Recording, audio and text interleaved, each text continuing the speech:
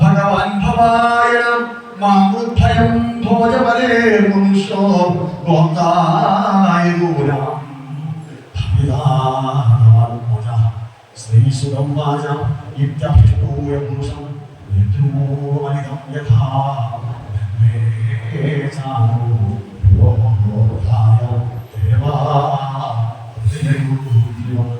ശ്രീകൃഷ്ണാശരണം ഇത് ശ്രീമദ്ഭാഗവതേ മഹാപുരാണേ പാരമഹംസ്യാം സംഹിതായ ദശമസ്കന്ധേ പൂർവാർദ്ധേ ഗർഭഗതവിഷ്ണോബ്രഹ്മാദിതസ്തുതിർനാമ ദ്വിതീയോധ്യായ സർവത്രം ഗോവിന്ദനാമ സങ്കീർത്തനം ഗോവിന്ദ ഗോവിന്ദ സർവത്ര ഗോവിന്ദനാമ സങ്കീർത്തനം ഗോവിന്ദ ഗോവിന്ദ.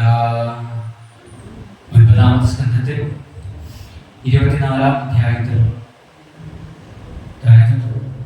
ദേവകി വസുദേവന്മാരുടെ പുത്രനായി ഭഗവാൻ അവതരിച്ചു, കൃഷ്ണൻ ആയിട്ട് അവതരിച്ചു. അങ്ങനെ അമ്പാടി അതിമനോഹരമായിട്ടുള്ള ബാലലീലകളിലൂടെ എല്ലാവരെയും സന്തോഷിപ്പിച്ചു. രാസക്രീഡ, അതുപോലെ ഗോവർദ്ധനോദ്ധാരണം, ഇങ്ങനെയൊക്കെയുള്ളതായിട്ടുള്ള ലീലകൾ. അതിനുശേഷം കംസന് മുക്തി കൊടുത്തു. പിന്നെ ഉദ്ധവന് ഉപദേശങ്ങൾ കൊടുത്ത് അവതാരോദ്ദേശം പൂർത്തിയാക്കി ഭഗവാൻ മടങ്ങിപ്പോയി. കൃഷ്ണാവതാരം ആയില്ലേ? മതിയോ? ഇങ്ങനെ മതിയോ? ഒരാൾക്ക് പാൽപ്പായസം വലിയ ഇഷ്ടമായിരുന്നു. എന്നിട്ട് ഇന്ന് ഉച്ചയ്ക്ക് പാൽപ്പായസമാണെന്ന് ഇയാൾ രാവിലെ മനസ്സിലാക്കി സദ്യക്ക് പോയി. അതുകൊണ്ട് ഇദ്ദേഹം സാധാരണ 8 ഇഡ്ഡലി നിന്നായാലും അയാൾ 2 ഇഡ്ഡലി നിന്നിട്ടുണ്ടായിരുന്നു. എന്താ ഉച്ചയ്ക്ക് പാൽപ്പായസം കുടിക്കാമെന്ന് വിചാരിച്ചിട്ട് 11 മണിക്ക് കുളിച്ചു കുടിക്കുന്നത്, എന്ത് കുടിക്കുന്നതാണ് അത് ഒഴിവാക്കി എന്താ ഉച്ചയ്ക്ക് കല്യാണത്തിന് പോയാൽ പാൽപ്പായസം നല്ലോണം കുടിക്കാമെന്ന് വെച്ചിട്ട് അങ്ങനെ വയറ് കാലിയാക്കിയാലല്ലേ നല്ലോണം പറ്റുള്ളൂ വിചാരിച്ചിട്ട് അതായത് കല്യാണ വീട്ടിലെത്തി. ഇയാൾ ആദ്യത്തെ പതിക്ക് തന്നെ ഇരുന്നു. അപ്പോൾ നാളെയായിട്ട് ചോറ് കൊടുക്കുന്നുണ്ടെങ്കിൽ അപ്പോൾ ചോറ് കുറച്ച് കഴിച്ചിട്ട് എന്താ പാൽപ്പായസം കുടിക്കാമെന്ന് വിചാരിച്ചു. ചെറിയ കലയൊക്കെ തുടച്ച് വൃത്തിയാക്കി വെച്ചു. പാൽപ്പായസം വേണമെന്ന ആൾ വരുന്നുണ്ട്. എന്നിട്ട് എന്ത് ചെയ്യുന്നറിയോ? ഒരു സ്പൂൺ ഊറ്റിച്ചിട്ട് ഒരൊറ്റ പോകുന്നുള്ളൂ. അയാളുടെ അവസ്ഥ എന്തായിരുന്നു? രാവിലെ 8 ഇഡ്ഡലി ഇരുന്നത് 2 ഇഡ്ഡലി ഇരുന്ന് ഉച്ചക്ക് പാൽപ്പായസം കുടിക്കാൻ വേണ്ടിയിട്ടാണ് വൈകുന്നേരം. ഇതിനാണ് ഉച്ചക്ക് സദ്യക്കുള്ള ചോറ് വരെ കുറച്ചത് എന്തിനാ? പാൽപ്പായസം പറയാൻ കുടിക്കാൻ വന്ന ഈ വിദ്വാൻ ഒരു തുള്ളി കുടിച്ചിട്ട് പോയാലോ? അതുപോലെ പരീക്ഷിത് മഹാരാജാവ് ഇത്രയും നേരം കാത്തിരുന്നത് ഭഗവാന്റെ കൃഷ്ണാവതാര കഥ കേൾക്കാനാണ്. അപ്പൊ അങ്ങനെയുള്ള ഭഗവാന്റെ കൃഷ്ണാവതാര കഥ ഇത്ര ചുരുക്കി പറഞ്ഞാലോ? ഉമിനിയിൽ പോലും വരക്കാതെ ശ്രീശുഭ മഹർഷിയുടെ തിരുമുഖത്ത് നിന്നും ആ ഭഗവത് കഥകൾ കേട്ടുകൊണ്ടിരിക്കുന്നതായിട്ടുള്ള പരീക്ഷത്തിന് ശ്രീകൃഷ്ണാവതാര കഥയോട് പ്രത്യേക താല്പര്യം തന്നെയുണ്ട്. എന്താ കാരണം? പിതാമഹാമേ സമരേവരം ജയേ ദേവപുതാരേ സ്ഥിതിങ്കിലേ ദുരത്യയം കൗരവ സൈന്യസാഗരം കൃത്വാദലം വത്സപദം സ്മയഭവ. അതായത് ഈ കൗരവ സൈന്യസാഗരത്തെ എങ്ങനെയാണ് ഒരു കുതിരക്കുളം വഴിയുടെ ആ പാടുള്ള ആ ഒരു രാഘവത്തോടെ കടക്കുവാനായിട്ട് സാധിച്ചത്? ആരുടെ അനുഗ്രഹത്താലാണ്? ഭഗവാന്റെ അനുഗ്രഹത്താലാണ്. പിന്നെ പരീക്ഷിത് തന്റെ അമ്മയുടെ ഗർഭത്തിലായിരുന്ന സമയത്ത് അശ്വത്ഥാമാവ് ബ്രഹ്മാസ്ത്രം പ്രയോഗിച്ചിരുന്നു. അപ്പൊ ആ ബ്രഹ്മാസ്ത്രത്തിൽ നിന്നും പരീക്ഷനെ പുനരുജ്ജീവിപ്പിച്ചത് ആരാണ്? സാക്ഷാത് ഭഗവാനാണ്. അങ്ങനെയുള്ള ഭഗവാന്റെ കഥ വിസ്തരിച്ച് കേൾക്കണം തന്നെ ശ്രീശോഭ പരീക്ഷിത് ആവശ്യപ്പെട്ടു. പിന്നീട് ദശമസ്കന്ധത്തിൽ ഒരു കുറവും വരുത്തിയില്ല. 3-ാമത്തെ അധ്യായത്തിൽ 8-ാമത്തെ ശ്ലോകത്തിൽ കൃഷ്ണാവതാരം മുതൽ ഭഗവാന്റെ അതിമനോഹരമായിട്ടുള്ള ബാലലീലകൾ, അതിനുശേഷം ഉള്ളതായിട്ടുള്ള ഓരോരോ സംഗതിയും വിശദമായിട്ട് തന്നെ പറഞ്ഞിട്ടുണ്ട്. അങ്ങനെയുള്ളതായിട്ടുള്ള ഭഗവാന്റെ അവതാര ചരിത്രം കഥിതോ വംശവിസ്താരോ ഭവതാ സോമസൂര്യയോः രാജ്ഞാം ജോഭേ വംശ്യാനാം ചരിതം പരമാത്ഭുതം. വിശേഷപ്പെട്ടതായിട്ടുള്ള ഭഗവാന്റെ അവതാര കഥ. കംസൻ തുടങ്ങിയതായിട്ടുള്ള അസുരന്മാര്, അതായത് കാലദേവി തുടങ്ങിയതായിട്ടുള്ള അസുരന്മാര് ഭഗവത്കരത്താൽ മരിച്ചിട്ട് പോലും മോക്ഷം കിട്ടാതെയുണ്ട് ഭൂമിയിൽ പുനർജനിച്ചു. ഇത്തരത്തിൽ ദുഷ്ടന്മാരുടെ ഭാരം താങ്ങാനാതെയുണ്ട് ഭൂമിദേവി കൈലാസത്തിൽ പശുവിന്റെ രൂപത്തിൽ അങ്ങനെ മഹാദേവനും ഭൂമിദേവിയും ബ്രഹ്മാവും എല്ലാവരും ചേർന്ന് പാലാഴി തീരത്ത് ഭഗവാനെ ആശ്രയിച്ചു. ഭഗവാൻ ശൈലിയായിട്ട് പറഞ്ഞു, ഹേ, നിങ്ങൾ വിഷമിക്കേണ്ട ആവശ്യമില്ല, എത്രയും പെട്ടെന്ന് തന്നെ ഞാൻ ദേവകി വസുദേവരുടെ പുത്രനായിട്ട് അവതരിക്കും. രോഹിണ്യാസനയ പ്രോക്തോ രാമസംഘർഷണസ്ത്വയാ ദേവക്യാ ഗർഭസംബന്ധ കുതോ ദേഹാന്തരം വിനാ അസ്മാൽ മുകുന്ദോ ഭഗവാൻ പിതൃഗേഹാൽ പ്രചംഗത ക്വവാസന്യാദഭിസ്ഥാർത്ഥം കൃതവാൻ സാത്വതാം വദി. അതായത് എൻ്റെ ബലരാമനായിട്ട് അനന്തമൂർത്തിയും ഒക്കെ അവതരിക്കും.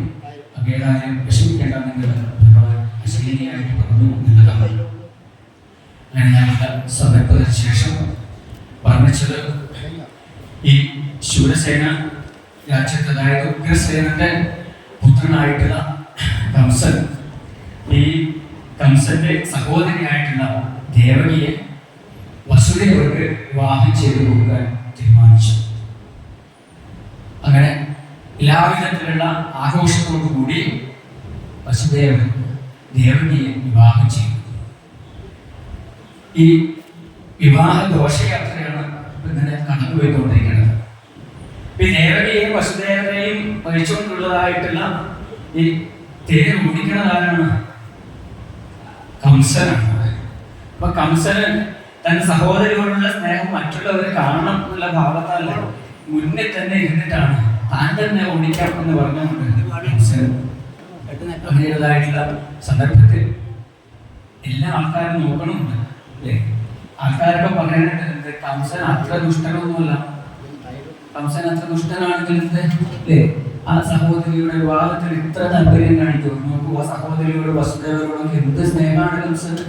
അപ്പൊ കംസൻ ഇതൊക്കെ അവരെ ആൾക്കാരൊക്കെ പറയുമ്പോൾ കൂടുതൽ എന്നുള്ള സന്തോഷമായി എന്നിട്ട് ദേവിയുടെ മുഖത്ത് നോക്കി അവർ ചിരിച്ചു. അങ്ങനെ വീണ്ടും എന്ത് ചെയ്തു? ഈ ഘോഷയാത്ര മുന്നോട്ട് പോവുകയാണ്. ഈ ഘോഷയാത്ര മുന്നോട്ട് ഇങ്ങനെ പോകുന്ന സമയത്ത് അല്ലെ ആനയും അമ്പാനയും വെടിക്കെട്ടും എല്ലാം ഉണ്ട്. അങ്ങനെയുള്ളതായിട്ടുള്ള ഘോഷയാത്ര പെട്ടെന്ന് എന്ത് ഇങ്ങനെ മഞ്ഞ് മൂടിയിട്ടുള്ളതായിട്ടുള്ളൊരു അവസ്ഥയിലേക്ക് മാറി. അപ്പോഴാണ് ഒരു അശരീരി ആകാശത്ത് നിന്നുണ്ടായത്.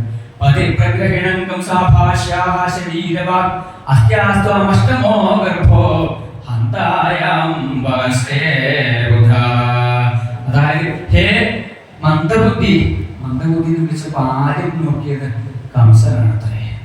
എന്നിട്ട് പറഞ്ഞു, നിനക്ക് ഈ ദേവകിയിൽ ഉണ്ടാവുന്നതായിട്ടുള്ള, അതായത് നിന്റെ സഹോദരിയായിട്ടുള്ള ദേവകിയിൽ ഉണ്ടാവുന്നതായിട്ടുള്ള 8ാമത്തെ പുത്രൻ നിന്റെ അന്തകനായിരിക്കും. അത്യാസ്ത അഷ്ടമോ ഗർഭോ അന്തായാം വകസ്വേ ബുധ. ഇത് കേട്ടതോടുകൂടിയിട്ട് തനിക്ക് എന്തെങ്കിലും നാശം വരുത്തുന്നത് തന്റെ പുത്രനായാലും വേണ്ടില്ല, സഹോദരിയുടെ പുത്രനായാലും വേണ്ടില്ല അല്ലേ. ഇനിയിപ്പോ ഈ ദേവകി നിമിത്തമാണ് തനിക്ക് നാശമെങ്കിൽ തന്റെ സഹോദരി ആയാലും എനിക്ക് കൊല്ലുന്നതിൽ യാതൊരു മടിയില്ല എന്നുള്ള ഭാവത്തില് ഇത്രയും നേരം ചിരിച്ചുകൊണ്ടിരുന്നതായിട്ടുള്ള കംസന്റെ ഭാവങ്ങൾ മാറി. ഇത്യുക്തസകലപ്പാവോ ഭോജാനാം കുലപാംസന ഭഗിനിം ഹത്തുമാരബ്ധ ഖഡ്ഗപാണികചൈഗ്രഹിൽ. ഒരു പിടിച്ച വാളുമായിട്ട് അല്ലേ ആ ദേവകിയുടെ മുടിക്കുത്തുനിന്ന് പിടിച്ചു വലിച്ചിട്ട് തേരിൽ താഴെ ഇറങ്ങി കൊല്ലുവാനായിട്ട് ഭാഗ്യണതായിട്ടുള്ള കംസൻ. അപ്പോ വസുദേവരേതുതം ജുഗുപ്സിതകർമാണം നിശംസം നിരപത്രവം വസുദേവോ മഹാഭാഗ ഉവാച പരിസാന്വയൻ. വസുദേവൻ പറഞ്ഞു, എന്റെ കംസ അങ്ങ് ഇങ്ങനെ കോപിക്കരുത്. ഈ ജനിച്ചിരുന്ന മരണം ഒക്കെ സ്വാഭാവികമാണ്. അത് വിചാരിച്ച ഇങ്ങനെ തുള്ളരുത് കേട്ടോ കംസ. നല്ല ഭാവത്തിൽ അങ്ങനെ പറഞ്ഞു, ഏതായാലും അങ്ങ് ഭയപ്പെടേണ്ട ആവശ്യമില്ല.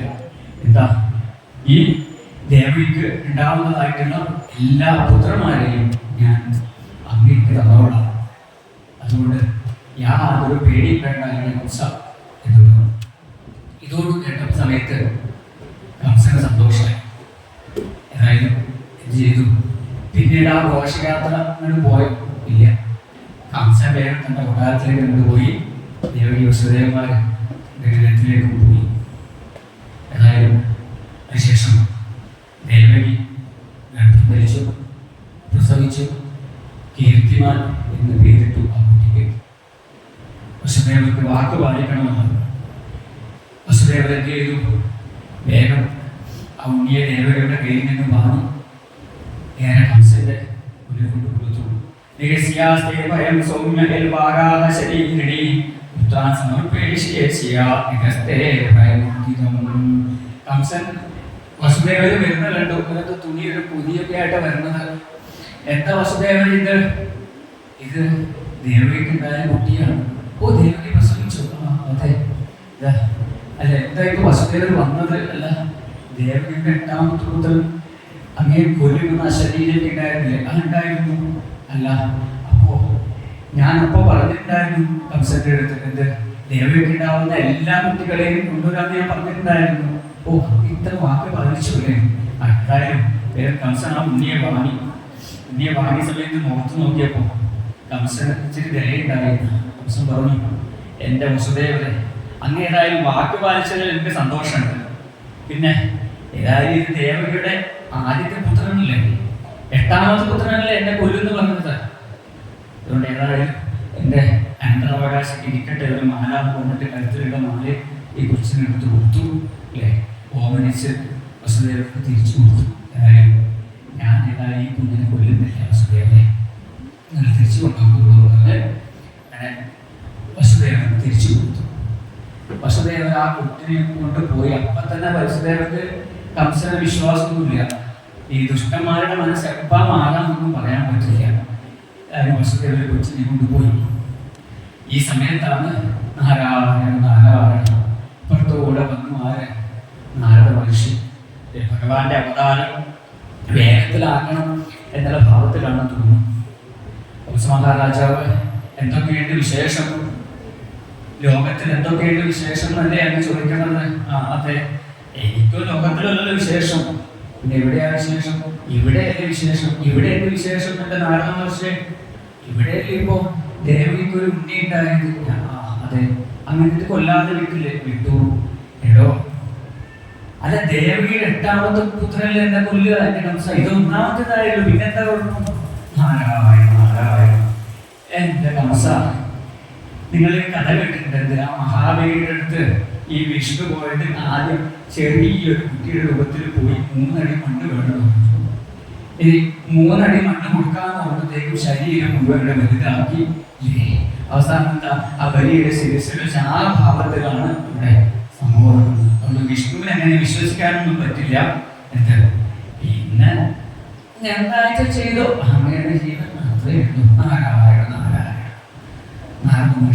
പോയി. ഇതോടുകൂടി കംസനങ്ങളുടെ ദേഷ്യം വന്നൊന്നാണ്. അപ്പൊ ഈ സമയത്ത് പ്രളംബൻ, പകൻ, ചാണൂരൻ, തൃണാവർത്തൻ, മഹാസനൻ തുടങ്ങിയതായിട്ടുള്ള അസുരന്മാര് എന്ത് ഈ അവിടെയുള്ളതായിട്ടുള്ള സജ്ജനങ്ങളെ മുഴുവൻ ദ്രോഹിക്കാൻ തുടങ്ങി. കംസൻ നിർദ്ദേശിച്ചിട്ടില്ലേ, സജ്ജനങ്ങളെ മുഴുവൻ ദ്രോഹിക്കാൻ തുടങ്ങി എന്നുള്ളതാണ്. അവരൊക്കെ പേടിച്ച് നാട് വിട്ടു എന്നുള്ളതാണ്. ഈ നാരായണ മഹർഷി ഇങ്ങനെ പറഞ്ഞത് കൊണ്ട് കംസൻ എന്ത് ചെയ്തു, വേഗം അധികം കോപത്തോട് കൂടിയിട്ട് ദേവിയുടെ അടുത്തെത്തി ആ കുട്ടിയെ ഒരു ധൈര്യമില്ലാതെ പാറ കടിച്ച് കൊന്നു. അതായത് പിന്നീടുണ്ടായതായിട്ടുള്ള 6 കുട്ടികളെയും കംസൻ പാറ കടിച്ച് കൊന്നു എന്നുള്ളതാണ്. ഇനിയിപ്പോ 7ാമത് ദേവകി ഗർഭം ധരിച്ചു. അപ്പോ എല്ലാവരും വിചാരിച്ചു എന്ത്, ആ ഗർഭം അലസിപ്പോയില്ലേ, കംസനെ ഭയന്ന് ദേവകിയുടെ 7ാമത്തെ ഗർഭം അലസിപ്പോയി എന്ന് എല്ലാവരും വിചാരിച്ചു. പക്ഷെ അങ്ങനെയല്ല ഉണ്ടായത്. എന്താ അല്ലേ, ഭഗവത് ശക്തിയാൽ ലോകയുടെ ഗർഭത്തിലേക്ക് മാറ്റുകയാണ് ചെയ്തത് ദേവകി ഗർഭത്തെ. ഏതായാലും വിശേഷം ദേവകി 8ാമത് ഗർഭം ധരിച്ചു. ഇതെങ്ങനെയാണ് ഗർഭം ധരിച്ചത്? ഇനിയിപ്പോ ഏഴാമത്തെ ഗർഭം അലസി എന്ന് കംസന് മനസ്സിലായതോടുകൂടിയിട്ട് കംസൻ എന്ത് ചെയ്തു? ഇനിയിപ്പോ ദേവകി ഗർഭം ധരിക്കാതിരിക്കാൻ വേണ്ടിയിട്ട് ദേവകിയെ വസുദേവരെയും ഒരു മുറിയിലുണ്ടായിരുന്ന ആ സന്ദർഭത്തിൽ വേഗം എന്ത് ചെയ്തു? ഇവരെ വേറെ വേറെ മുറിയിൽ പാർപ്പിച്ച് അവരെ കെട്ടിയിരുന്നു. ഇനിയിപ്പോ എങ്ങനെ ഗർഭം ധരിക്കുന്ന ഭാവത്തിൽ കാലം നിശ്ചയിച്ചു കഴിഞ്ഞാൽ നടക്കുക തന്നെ ചെയ്യും. മുമ്പ് ഒരു പക്ഷി, അതായത് ഗരുഡനും ഭഗവാൻ ചേർന്ന് യമലോകത്ത് പോയി. അപ്പൊ അവിടെ ഗരുഡനെ പുറത്തിരുത്തിയിട്ടാണ് ഭഗവാൻ യമധർമ്മന്റെ കൊട്ടാരത്തിലേക്ക് പോയത്. അപ്പൊ ഒരു പക്ഷി എടുത്തിട്ട് ആ നഖത്തിന്റെ വന്നിരിക്കുന്നത്. യമധർമ്മൻ ആ പക്ഷിയെ നോക്കിയിട്ട് അകത്തേക്ക് പോയി. അപ്പൊ ഗരുഡൻ വിചാരിച്ചു, എന്ത് ഇനിയിപ്പോ ഈ പക്ഷി ഇവിടെ നിന്ന് കഴിഞ്ഞാൽ മരിക്കും, അതുകൊണ്ട് ഇതിനെ രക്ഷിക്കണം എന്ന് വിചാരിച്ചിട്ട് എന്ത് ചെയ്തു? ഗരുഡൻ 7 സമുദ്രങ്ങളും കുന്നുകളൊക്കെ കിടന്ന് അപ്പുറത്തുള്ളത് കാട്ടിലത് പുത്തിലും ആ പക്ഷി ഒളിപ്പിച്ചു വെച്ചു. തിരിച്ച് വേഗം യമധർമ്മന്റെ കൊട്ടാരത്തിന്റെ പുറത്ത് കൊണ്ടിരുന്നു. അപ്പൊ കുറെ കഴിയുമ്പോ ഭഗവാനും യമധർമ്മനോട് സംസാരിച്ചൊക്കെ പുറത്തു വന്നു. അപ്പൊ യമധർമ്മനെ നോക്കി ഭഗവാൻ ചോദിച്ചു, എന്തായാലും നോക്കണം യമധർമ്മ? അല്ല, ഞാൻ നേരത്തെ ചിന്തിച്ചിട്ടുണ്ടായിരുന്നു ഭഗവാനെ, നേരത്തെ ഇവിടെ ഒരു പക്ഷിയെ കണ്ടിട്ടില്ലേ? ആ കണ്ടു. അല്ല, അതിന്റെ മരണം നിശ്ചയിച്ചിട്ടുള്ളത് 7 സമുദ്രവും 7 കുന്നുകളൊക്കെ കിടന്നിട്ട് അപ്പുറത്തുള്ള ഒരു കുറ്റിക്കാട്ടിലെ നരപ്പത്തിലാണ്. അതെങ്ങനെ അവിടെ എത്തുന്നു ഞാൻ ചിന്തിച്ചിട്ടുണ്ടായിരുന്നു നേരത്തെ. പേര് അവിടെ എത്തിയിട്ടുണ്ടാവും, പാമ്പിന്റെ ദർശനത്തിൽ മരിച്ചിട്ടുണ്ടാവും. അതുപോലെ കാലം നിശ്ചയിച്ചിരുന്നതിൽ നടക്കുമെന്ന് പറഞ്ഞ പോലെ ഇവിടെ ഇപ്പോ ദേവകിയുടെ 8ാമത്തെ ഗർഭം ധരിക്കാതിരിക്കാൻ വേണ്ടിയിട്ടാണ് വസുദേവനെയും ദേവകിയെയും വേറെ വേറെ മാറ്റി പാർപ്പിച്ചത്. ഏതായാലും ഒരു ദിവസം വസുദേവരുടെ ഹൃദയത്തിലേക്ക് ഭഗവാൻ പ്രവേശിച്ചു എന്നുള്ളതാണ്. അങ്ങനെ ഉള്ളിലുള്ളതായിട്ടുള്ള ആ ഭഗവത് സ്വരൂപത്തെ, ഭഗവത് ചൈതന്യത്തെ വസുദേവർ ദേവകിക്ക് പറഞ്ഞു കൊടുത്തു. അതുവഴി ദേവകി ഭഗവത് ഗർഭം ധരിച്ചു എന്നുള്ളതാണ്. ഇതോടുകൂടിയിട്ട് ഏതായാലും കംസൻ ഒരു ദിവസം വന്ന സമയത്ത് ദേവകിയുടെ ഗർഭത്തിൽ ഒരു ചൈതന്യങ്ങൾ കാണുന്നുണ്ട്. മനസ്സിലായത് ദേവി 8ാമതും ഗർഭം ധരിച്ചു എന്നുള്ളത്. ഏതായാലും തന്റെ സഹോദരിയെ കൊന്നു എന്നുള്ളതായിട്ടുള്ള ഒരു പേര് എനിക്ക് വേണ്ട എന്നുള്ള ഭാവത്തിൽ വേഗം കംസൻ വേഗം വന്നു എന്നുള്ളതാണ്. അതായത് ദേവകി ഇനിയിപ്പോ പ്രസവിക്കുമ്പോൾ ആ കുഞ്ഞിനെ ഞാൻ ബാക്കി വെക്കില്ല എന്നുള്ള ഭാവത്തിൽ എന്ത് ചെയ്തു? അവിടെയുള്ള തൻ്റെ കാവൽക്കാരോടൊക്കെ പറഞ്ഞു, കംസൻ ദേവി പ്രസവിക്കാനായി കഴിഞ്ഞാൽ അല്ലെങ്കിൽ പ്രസവിച്ചു കഴിഞ്ഞാൽ എന്നോട് വേഗം വിവരം അറിയിക്കുന്നുണ്ടോ? അപ്പൊ കംസൻ ആകെ ഉറക്കില്ലാണ്ടായില്ലേ? രാത്രി കിടക്കുന്ന സമയത്ത് ഭയത്തോടു കൂടിയിട്ട് ജലേ വിഷ്ണു സ്ഥലേ വിഷ്ണു വിഷ്ണുവിടെ ആകാശം ഉച്ചതേ സ്ഥാപനം ജഗമഹം വിഷ്ണു സർവം വിഷ്ണുവയം ജഗൽ എന്ന് പറഞ്ഞ പോലെ മുകളിൽ നോക്കുമ്പോൾ അവിടെ വിഷ്ണു, ഒരു ഭാഗത്തേക്ക് നോക്കുമ്പോൾ അവിടെ വിഷ്ണു, മുന്നിൽ നോക്കുമ്പോൾ അവിടെ വിഷ്ണു, കിടക്കാൻ വേണ്ടി നോക്കുമ്പോൾ അവിടെ ഉണ്ട് വിഷ്ണു അല്ലെ? ഭയത്തോടു കൂടിയിട്ട് കംസന്റെ മനസ്സിൽ മുഴുവൻ ഇപ്പോ വിഷ്ണുവിനെ കുറിച്ചുള്ള ചിന്തയാണെന്നാണ് പറഞ്ഞത്. അതായത് അങ്ങനെയുള്ളതായിട്ടുള്ള സന്ദർഭം ഇപ്പോ അവിടെയുള്ളതായിട്ടുള്ള സജ്ജനങ്ങൾക്കൊക്കെ മക്കളും സംഭവിക്കുന്നു എന്നുള്ളതായിട്ടുള്ള ഒരു തോന്നൽ അവരുടെ മനസ്സൊക്കെ പ്രസന്നമായി തുടങ്ങി എന്നുള്ളതാണ്. അങ്ങനെ ചിങ്ങമാസത്തിലെ അഷ്ടമിയും രോഹിണി ചെറുതായിട്ടുള്ള ആ അർദ്ധരാത്രി സമയത്ത് സാക്ഷാൽ ഭഗവാൻ അവതരിക്കുന്നതായിട്ടുള്ള ആ ഒരു ഭാവത്തിലേക്കാണ് നമ്മൾ പോകുന്നത്. സ്വല്പസമയം സജ്ജനങ്ങളെല്ലാം കണ്ണടച്ചിരിക്കുക. ഇവിടുന്ന് പറയുമ്പോൾ മാത്രം മാറ്റുക. ശ്രദ്ധയോടുകൂടി ഈ യജ്ഞവേദിയിലേക്ക് മാത്രം മനസ്സ് നിറയെ അവതാരത്തെ ഉൾക്കൊള്ളുവാനായിട്ട് സാധിക്കുകയുള്ളൂ. കുറച്ച് സമയം കണ്ണടക്കുക. സർവത്ര ഗോവിന്ദനാമ സങ്കീർത്തനം. ശ്രീശുക ഉവാച അഥ സർവഗുണോപേത കാലഃ പരമശോഭന യഹ്യേവാജന ജന്മർഷം ശാന്തരക്ഷഗ്രഹതാരകം ദിശഃ പ്രസേതുർഗഗനം നിർമ്മലോടുഗണോദയം മഹീമംഗളഭൂയിഷ്ട പുരഗ്രാമപ്രചാര നദ്യഃ പ്രസന്നസലിലാൻ ഹൃദാജലരുഗശ്രിയ ിജാതികുലസന്നാദസ്തപകാവനരാജയ വഹോ വായുസുഖസ്പർശ പുണ്യഗന്ധവശുചി ആത്മയശ്ചദ്വിജാതീനാം ശാന്താസ്തത്ര സമിന്ധത മനാംസ്യാസൻ പ്രസന്നാനി സാധൂനാമസുരദ്രുവാം ജായമാനേ ജനേ തസ്മിൻ നേതുർദുന്ദുഭയോധിപി ജഗു കിന്നര ഗന്ധർവ സുഷ്ടുഃ സിദ്ധചാരണ വിദ്യാദൃശ്ചനുദുർ അപ്സരോപി സമം തദാ ഉമ്മുചുൽ മുനയോ ദേവ സുമനാംസി മുദാന്വിതാ മന്ദം മന്ദം ജനധരാ ജഗൽ ചുരനുസാഗരം. ഇവിടെ നോക്കിക്കഴിഞ്ഞാൽ എന്തോ മംഗളം നടക്കാൻ പോകുന്നുള്ള ഭാവം ബ്രാഹ്മണരുടെ അഗ്നി അതീവ നല്ല രീതിയിൽ ജ്വലിച്ചു അല്ലേ. നദിയൊക്കെ സമാധാനപരമായി ഒഴുകാൻ തുടങ്ങി. അതെ, കാറ്റ്, ഇളം കാറ്റ് ഇവിടെ വീശി ഹരി ഹരി ഹരി ജപിച്ചുകൊണ്ട് പണ്ടുകൾ ഇങ്ങനെ പറന്നു നടക്കുന്നതായിട്ട് ഇപ്പോൾ സജീവങ്ങളുടെ മനസ്സൊക്കെ പ്രസന്നമായി ഏതായാലും എല്ലാ തരത്തിലും മംഗളകരമായിട്ടുള്ള ആ നിമിഷത്തിൽ അവതരിക്കുന്നതായിട്ട് സർവത്ര ഗോവിന്ദനാമ സങ്കീർത്തനം നിശീഥേതമോത്ഭൂതേ ജായമാനേ ജനാർദ്ദനേ ദേവക്യാം ദേവരൂപിണ്യാം വിഷ്ണു സർവഭുവാശയ. സർവത്ര ഗോവിന്ദനാമ സങ്കീർത്തനം ഗോവിന്ദ ഗോവിന്ദ സർവത്ര ഗോവിന്ദനാമ സങ്കീർത്തനം ഗോവിന്ദ ഗോവിന്ദ സർവത്ര ഗോവിന്ദനാമ സങ്കീർത്തനം ഗോവിന്ദ ഗോവിന്ദ നിശീഥേതമോത്ഭൂതേ ജായമാനേ ജനാർദ്ദനേ ദേവക്യാം ദേവരൂപിണ്യാം വിഷ്ണു സർവഭുവാശയ ആവിലാസില്ലതാ പ്രാച്യാം ദിശിന്ദുരിവ പുഷ്കര. കൃഷ്ണ ഹരേ ജയ കൃഷ്ണ ഹരേ ജയ കൃഷ്ണ ഹരേ ജയ കൃഷ്ണ ഹരേ കൃഷ്ണ ഹരേ ജയ കൃഷ്ണ ഹരേ ജയ കൃഷ്ണ ഹരേ ജയ കൃഷ്ണ ഹരേ. കരിമൂകിൽ വർണ്ണന്റെ തിരുകൂടലെന്നൂടെ അരികിൽ വന്നെപ്പോഴും കാണാകേണം. കാലിൽ ചിലമ്പും കീലുക്കി നടക്കുന്ന ബാലഗോപാലനെ കാണാകേണം. കൃഷ്ണ ഹരേ ജയ കൃഷ്ണ ഹരേ ജയ കൃഷ്ണ ഹരേ ജയ കൃഷ്ണ ഹരേ കൃഷ്ണ ഹരേ ജയ കൃഷ്ണ ഹരേ ജയ കൃഷ്ണ ഹരേ ജയ കൃഷ്ണ ഹരേ കൃഷ്ണ ഹരേ ജയ കൃഷ്ണ ഹരേ ജയ കൃഷ്ണ ഹരേ ജയ കൃഷ്ണ ഹരേ കൃഷ്ണ ഹരേ ജയ കൃഷ്ണ ഹരേ ജയ കൃഷ്ണ ഹരേ ജയ കൃഷ്ണ ഹരേ. കരിമൂകിൽ വർണ്ണന്റെ തിരുകൂടലെന്നോട് അരികിൽ വന്നെപ്പോഴും കാണാകേണം.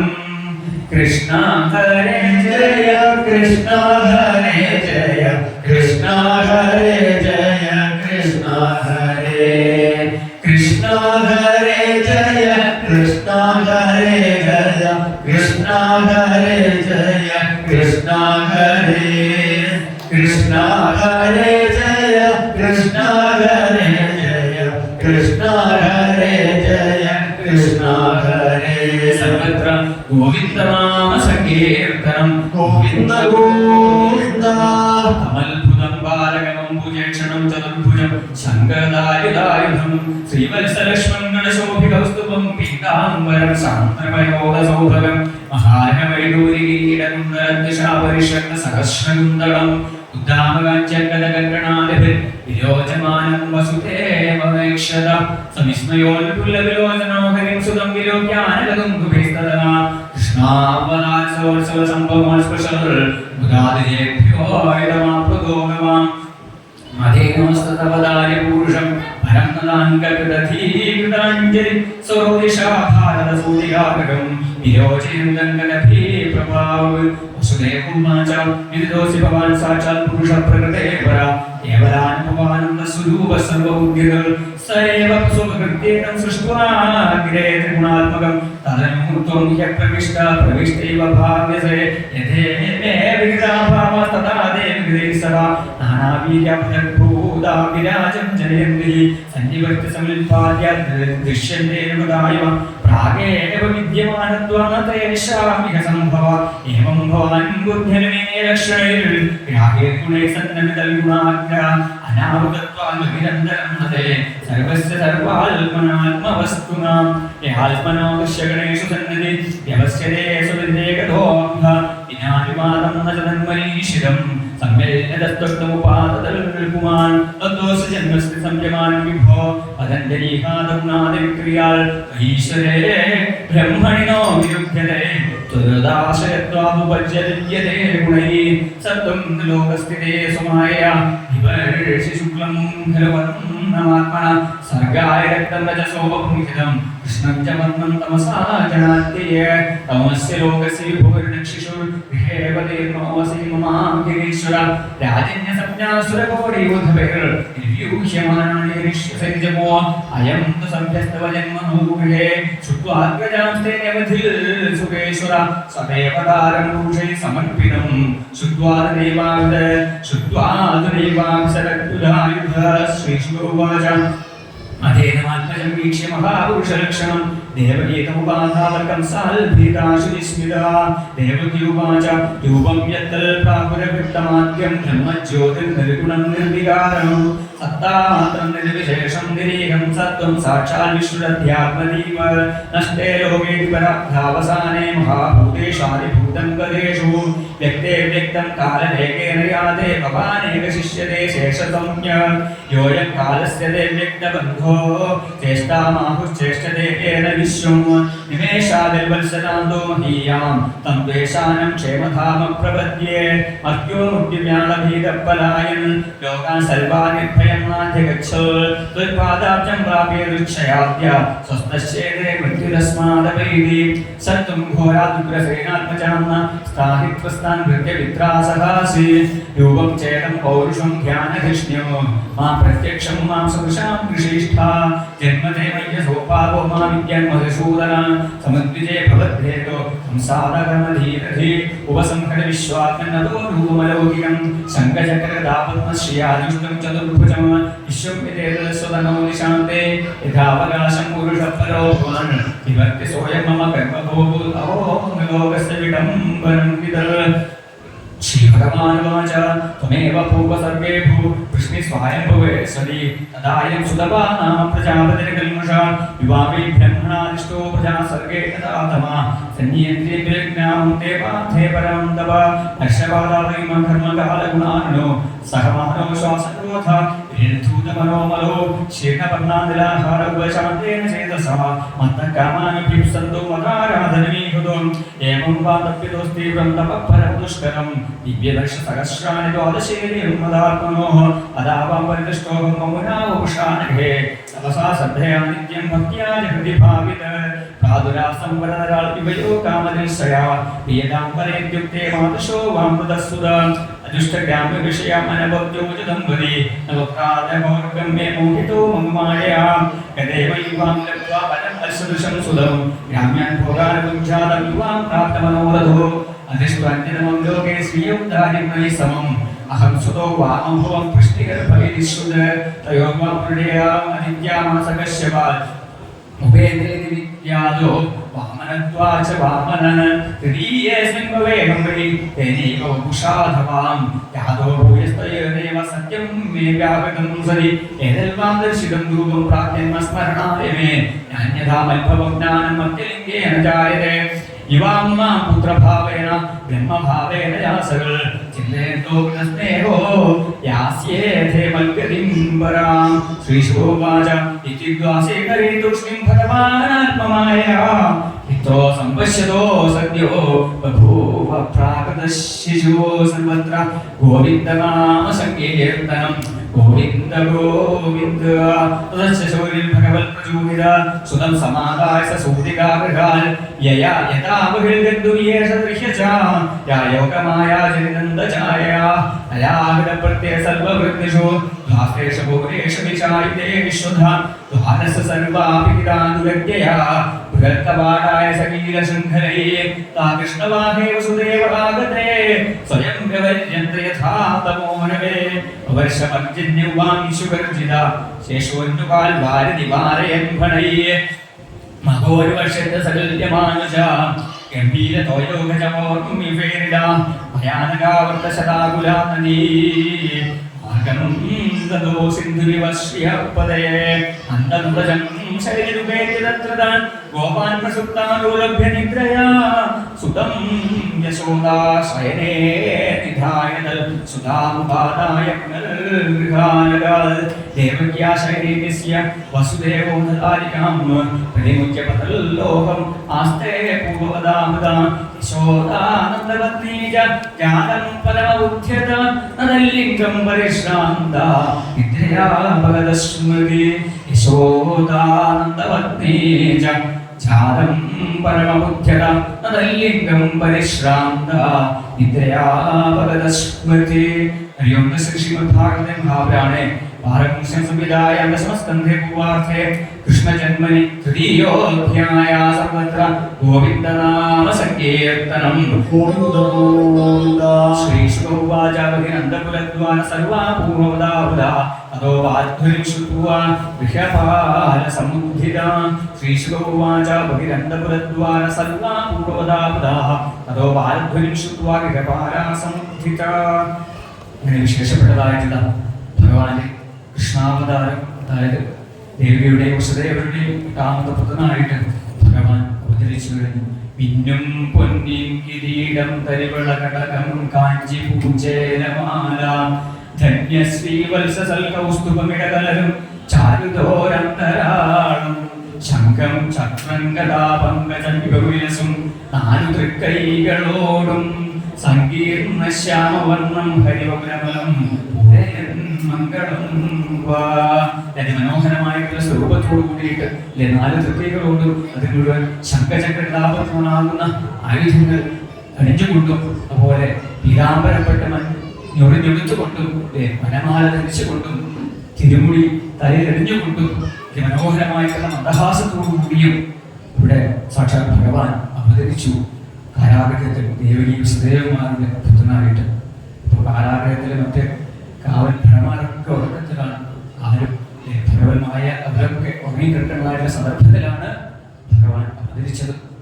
അതായത് ഭഗവാൻ തന്നെ പറഞ്ഞു ഈ ദേവകിയോടും സുദേവരോടും, നിങ്ങൾ കംസനെ ഭയപ്പെടുന്നുവെങ്കിൽ ഇത് വേണം, എന്നെ ഗോകുലത്തിൽ യശോദയുടെ അടുത്താക്കുക. അവിടെ യശോദ പ്രസവിച്ചതായിട്ടുള്ള ആ പെൺകുഞ്ഞിനെ നിങ്ങൾ ഇങ്ങോട്ട് കൊണ്ടുവരിക എന്ന് ഭഗവാൻ പറഞ്ഞു. പ്രത്യേകിച്ച് ഒന്നും കൂടി പറഞ്ഞു, നിങ്ങൾക്ക് ഞാൻ ഇത് 3ാമത്തെ തവണയാണ് പുത്രനായിട്ട് വരുന്നത്. ആദ്യം കൃഷ്ണികപ്പൻ എന്ന പേരിലും പിന്നീട് വാമൻ എന്ന പേരിലും നിങ്ങളുടെ പുത്രനായിട്ട് ഞാൻ അവതരിച്ചിരുന്നു. ഇത് 3ാമത്തെ തവണയാണ് ഞാൻ നിങ്ങളുടെ പുത്രനായിട്ട് വരുന്നത്. ഈ ജന്മത്തിൽ നിങ്ങൾക്ക് ഞാൻ മുക്തിയെ തരും എന്നുള്ള കാര്യങ്ങളൊക്കെ പറഞ്ഞ് ഭഗവാൻ ശിശു തനി ഒരു മനുഷ്യ കുഞ്ഞിന്റെ രൂപത്തിലേക്ക് മാറി ഭഗവാൻ എന്ത് ചെയ്തു? വസുദേവര് ആ പിഞ്ചു കുഞ്ഞിനെ ഭഗവാനെ കയ്യിൽ കോരിയെടുത്ത് നേരെ ഈ തടവറയുടെ പുറത്തേക്ക് ഇറങ്ങുമ്പോൾ ഭഗവത് ശക്തിയ ആ തടവറയുടെ വാതിൽ തന്നെ അങ്ങോട്ട് തുറന്നു എന്നുള്ളതാണ്. വസുദേവര് ആ കുഞ്ഞിനെയും കൊണ്ട് പതുക്കെ പതുക്കെ ആ തടവറയുടെ പുറത്തേക്ക് അങ്ങനെ എത്തി. ആ മിറ്റത്ത് എത്തിയ സമയത്തും കുറച്ചുകൂടി മുന്നോട്ട് നടന്നപ്പോൾ ആ ഭഗവാന്റെ അവതാരത്തെ ഒന്ന് ആഘോഷിക്കാൻ വേണ്ടിയിട്ട് മഴ അങ്ങോട്ട് പതുക്കെ പതുക്കെ പെയ്യാൻ തുടങ്ങി. ഇപ്പോഴും സാക്ഷാൽ അനന്തമൂർത്തി കൊടയായി പിടിച്ചു. അങ്ങനെ ഭഗവാനെ കൊണ്ട് ശ്രീദേവരങ്ങൾ പോവുകയാണ് ചെയ്യുന്നത്. നേരെ നടന്ന് നടന്ന് കാളിന്തി നദിയുടെ സമീപത്തെത്തി. കാളിന്തി നദി എന്ത് ചെയ്തു? 2 ഭാഗത്തേക്ക് അങ്ങോട്ട് മാറിക്കൊടുത്തു. വസുദേവർക്ക് ഭഗവാനെ കൊണ്ട് പോകുവാനായിട്ട്. അങ്ങനെ ഭഗവാനെ കൊണ്ട് വസുദേവർ നേരെ ഗോകുലത്തിലെത്തി. ഗോകുലത്തില് യശോദ ഒരു പെൺകുഞ്ഞിനെ പ്രസവിച്ച് കിടക്കുന്നുണ്ട്. വസുദേവർ എന്ത് ചെയ്തു? ആ തൻ്റെ കുഞ്ഞിനെ എന്ത് ചെയ്തു? താലോലിച്ച് കുത്തിച്ചേർന്നിട്ടുള്ളതായിട്ടുള്ള ആ കുഞ്ഞിനെ വേഗം ഒന്നുകൂടി താലോലിച്ച് യശോദയുടെ സമീപത്തിൽ എടുത്തി. ആ പെൺകുഞ്ഞിനെ എടുത്ത് നേരെ തിരിച്ചു വന്ന് തലവറയിൽ ദേവകിയെ കേട്ടപ്പോഴാണ് എന്ത് കംസന്റെ ഭടന്മാരൊക്കെ ഞെട്ടി ഉണർന്നത്. നോക്കുമ്പോൾ ദേവകി പ്രസവിച്ചിരിക്കുന്നു. വേഗം ഈ ഭടന്മാര് കംസന്റെ അടുത്ത് പോയി. കംസൻ ഊരി പിടിച്ച വാളുമായിട്ട് ഈ തടവറയിൽ വന്ന് ദേവകിയുടെ കയ്യിൽ നിന്നും ആ പിഞ്ചുകുനെ എന്ത് പിടിച്ചു വലിച്ച് കൊല്ലുവാനായിട്ട് ഭാവിക്കുമ്പോഴേക്കും ആ കുഞ്ഞെ കയ്യിൽ നിന്ന് വഴുതി വേറോട്ട് പോയി. അതാണ് 8 കൈകളോടുകൂടിയിട്ടുള്ള ദേവിയായിട്ട്, യോഗമായ ദേവിയായിട്ട് കംസന് ദർശനം കൊടുത്തു. എന്നിട്ട് പറയുന്ന പരാക്രമം സ്ത്രീകളോടല്ല വേണ്ടു. എന്റെ കംസ മഹാരാജാവെ, അങ്ങയുടെ അന്തകൻ ഭൂമിയിൽ അവതരിച്ചു വരുന്നു. എന്താണ് ചെയ്യുന്ന ഭാവത്തിൽ ദേവി അന്തർദാനം ചെയ്യുന്ന ആ ഭാഗം ഇനി അതൊക്കെയാണ് ഇനി വർണ്ണിക്കാനുള്ളത്. ഏതായാലും ഇത് മനോഹരമായിട്ടുള്ള ഉണ്ണിക്കണ്ണന്റെ തിരുവവതാരം. കണ്ണന്റെ ലീലകൾ ഓരോന്നും വെവ്വേറെ എണ്ണി എണ്ണി കണ്ണിൽ കാണാകേണം. നമ്മളുടെ കുടുംബത്തിൽ ഒരു ഉണ്ണി ജനിച്ചു കഴിഞ്ഞാൽ നമ്മൾക്കുണ്ടാവുന്നതായിട്ടുള്ള സന്തോഷം എത്ര പറഞ്ഞാലും മനസ്സിലാവില്ല. അവരനുഭവിച്ച് തന്നെ അറിയണം. അപ്പോ എത്ര കേട്ടാലും പുതിയത് പുതിയത് എന്ന് തോന്നുന്നതായിട്ടുള്ള ശ്രീമദ് ഭാഗവതത്തിലെ ആ ഭഗവാന്റെ അവതാരം കേൾക്കുമ്പോഴോ അവർ നിർമ്മിതി തന്നെ നമ്മൾ ഉണ്ടാകും. അത് ഉറപ്പാണ്. അപ്പോ ഭഗവാന്റെ അവതാര ലീലകളൊക്കെ വർണ്ണിക്കുന്നത് നാളെ രാവിലെയാണ്.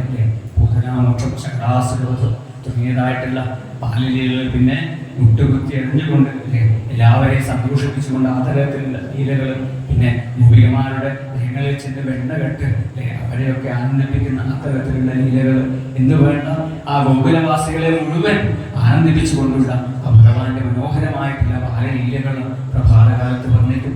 അതിനുശേഷം ഉച്ചയോട് കൂടിയിട്ട് ഗോവർദ്ധനോദ്ധാരണം, ഗോവിന്ദാഭിഷേകം, അതൊക്കെ കഴിഞ്ഞ് രാസക്രീഡ എന്ന കഥാഭാഗം ഒക്കെ വർണ്ണിച്ച് കംസന് മോക്ഷം കൊടുക്കുന്ന കഥയിൽ പറഞ്ഞ് വൈകുന്നേരം രുക്മിണീ സ്വയംവരം എന്ന കഥാഭാഗത്തിലേക്കാണ് എത്തിച്ചേരാനുള്ളത്.